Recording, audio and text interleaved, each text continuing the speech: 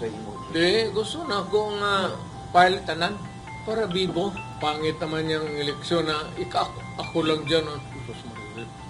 I don't know kung sabihin ng Diyos na mamatay ako bukas, I will not tinker with politics anymore.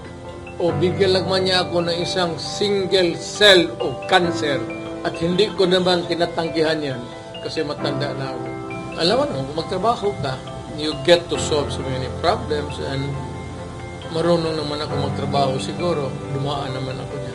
At sa awa ng Diyos, I would not judge myself. I would say that binigay ko lahat. Yung pagkatao ko, yung edukasyon ko na nakuha ko.